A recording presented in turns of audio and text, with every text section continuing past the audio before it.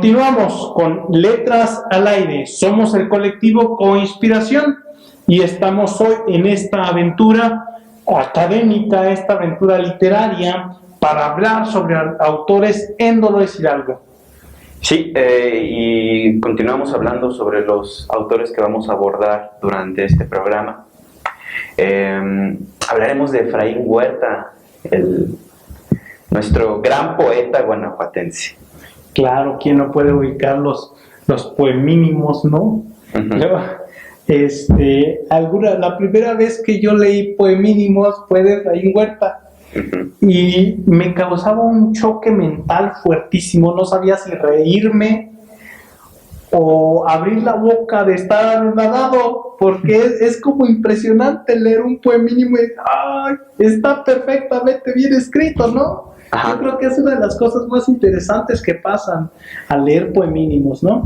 Sí, porque es un trabajo, aunque son 10, 15 palabras, es un trabajo de meses, ¿no? Claro. Es un trabajo muy arduo el estar eligiendo la palabra precisa.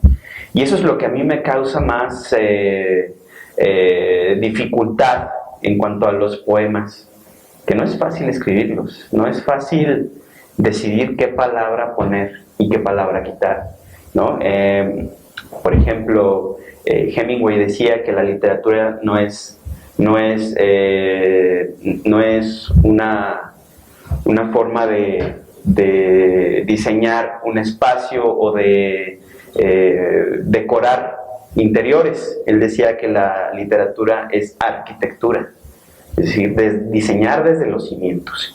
Entonces, por eso la dificultad. A veces Hemingway se dedicaba toda una jornada a escribir una línea para el próximo día borrarla. Entonces, bueno, ese es el trabajo del escritor, ¿no? Pues alguna mención de los poemínimos, pues sí, como lector, es bastante esa impresión que dices, no sabes si quieres más o si te quedaste esperando algo, pero al final de cuentas son lecciones muy bonitas al leerlo y te quedas maravillado, la verdad. Claro, decía Huerta lo siguiente, lo cito: el poemínimo está a la vuelta de la esquina o en la siguiente parada del metro. Un poemínimo es una mariposa loca, capturada a tiempo y a tiempo sometida al rigor de la camisa de fuerza. Es una definición como muy, muy elaborada, pero que sin duda el poemínimo va a estar como con todo un significante, pero capturado en palabras.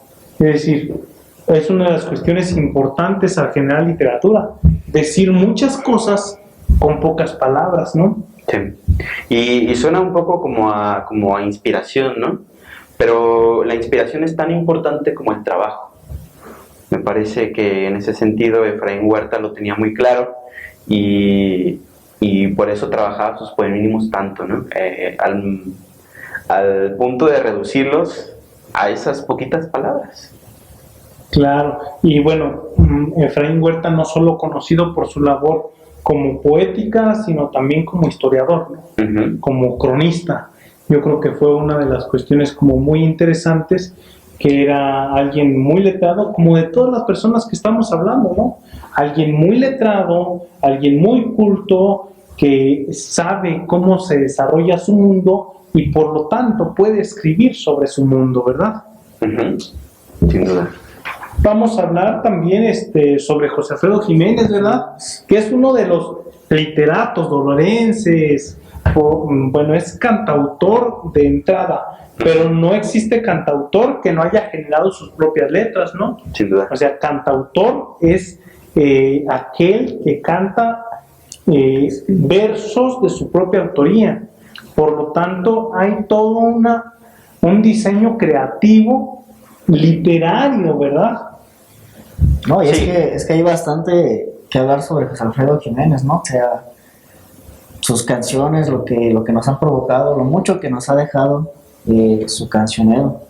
Y además, pues José Alfredo Jiménez, sobre José Alfredo Jiménez hay que recordar que las canciones son precisamente un género literario. Claro. Entonces, pues tiene todo el mérito también.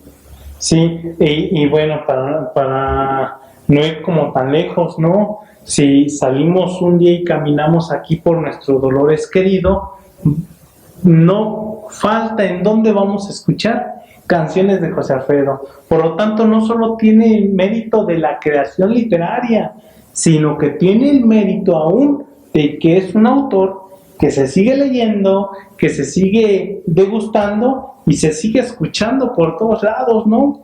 Sin duda. Hay un montón de covers, Sigue ¿no? vivo. Sí, sigue vivo. Sigue vivo, ¿no? Y es importante retomarlo en la cuestión literaria para nosotros, porque, pues bueno, también hay otros ejemplos de cantautores que han merecido pues el reconocimiento literario, ¿no? Por ejemplo, en el 2016, Bob Dylan ganó el Premio Nobel de Literatura, Sí, claro. ¿no?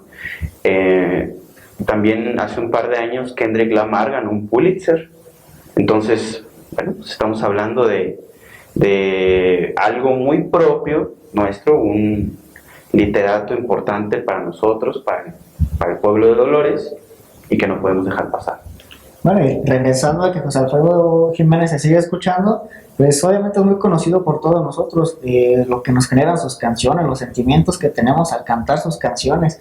En esta parte yo me permito darles un poquito una probadita del trabajo de, o no darles una probadita, sino más mencionarles el trabajo que hicieron nuestros compañeros para este programa. O sea, lo que les tienen preparado está muy bueno, es un análisis muy, muy a fondo y de una forma tan bonita que van a quedar impactados cuando toquemos este autor. Sí, yo creo que José Alfredo Jiménez es un genio, pero no un genio que queda perdido en el tiempo. Es un genio que traspasa barreras, porque la música llega a lugares donde las palabras no alcanzan a llegar. La musicalidad tiene ese sentido más que las palabras. Se puede tararear, se puede pasar de boca a boca. Es decir, la musicalidad de la literatura es viveza pura. Sin duda. ¿A quién más vamos a leer? Vamos a hablar sobre Homero y Hesíodo. Homero y Hesíodo, bueno. Que son dos autores griegos, podríamos decir que padres de la literatura. Sí, fundamentan el canon. Fundamentan exactamente cómo se debe escribir, fundamentan el relato, la crónica, lo que hoy conocemos como los anuarios. Bueno, pues están fundamentados en los relatos de Homero y Hesíodo, en todos esos cuentos sobre divinidades, cuentos sobre viajes, sobre aquella Ilíada, aquella Odisea, y que van dándole forma al transcurrir de la literatura. Sin duda, la literatura actual sería otra cosa si no hubiéramos tenido a Homero y a Hesíodo, ¿no? Particularmente Homero con su Ilíada y su Odisea, pues nos permite conocer las formas literarias, los arcos narrativos, nos permite hoy en día tomarlos o retomarlos y generar nuevas historias. Claro, recuerdo una vez cuando tenía clases exactamente sobre esos dos autores, sobre Homero y Hesíodo, hay una de las diferencias muy, muy abismales sobre el concepto de héroe en cada uno de ellos. El concepto de héroe en Homero es el hombre gallardo que conquista con el sable, con la espada, y conquista otros mundos para ponerlos a disposición de la amada, ¿verdad? Eso es literatura romántica durante muchos siglos. Completamente. Pero el concepto de héroe en Hesíodo es aquella persona que día con día cumple su trabajo, cumple los valores, cumple la normatividad establecida en su tiempo, en su cultura, en su espacio, en su ley orgánica, y eso es otra forma de ser héroe, que después lo va a recordar también. Por eso uno de sus trabajos se llama El trabajo y los días, porque precisamente el héroe es una crítica fuertísima a Homero. El héroe no es aquel gallardo que va y mata al dragón para rescatar a la doncella. No, Dirá Hesiodo que el héroe es aquella persona que se levanta diariamente con la firme convicción de hacer el bien. Eso son dos pilares sobre cómo se va a desarrollar la literatura de forma universal. La literatura romántica y la literatura más cercana a la historia y a la crónica. Bueno, vamos a hablar sobre Isabel Allende. Isabel Allende, una escritora muy famosa, muy leída desde hace mucho tiempo, y sobre la que tenemos historias pues muy románticas, historias sobre amor, desamor. El bosque de los pigmeos, ¿no? Por mencionar alguna. Recuerdo alguna vez, si me permiten la anécdota, me esguincé el pie y una de mis compañeras me llevó puros libros de Isabel Allende. Y pues estuve cerca de un mes con el esguince del pie. Ya saben, cuando uno se esguince un pie, pues más o menos como una hora, como una semana sin movimiento, ¿no? Como a los 15 días puedes empezar como a moverte, pero sigues delicado. Bien tardas de salir como un esguince cerca como de un mes. Bueno, pues me pasé más o menos un mes leyendo a Isabel Allende y encontré cosas padrísimas. Una de las cuestiones que más llamó la atención fue su nivel de sensibilidad en la narrativa. Creo que su sensibilidad para tocar temas tabús, creo que es muy rica. Lo hace sin tener ningún complejo. La sensualidad, ¿verdad? Claro que sí. Yo creo que es algo que va abordando de forma muy padre, sin ningún complejo y de forma como muy natural. Ese tipo de sensibilidad yo creo que es muy valiosa, sobre todo porque creo que es una de las mujeres como más comprometidas con su tierra, ¿no? Digo, aun cuando hoy vive en Norteamérica, pero ha hecho muchas cosas por los países latinoamericanos, ¿verdad?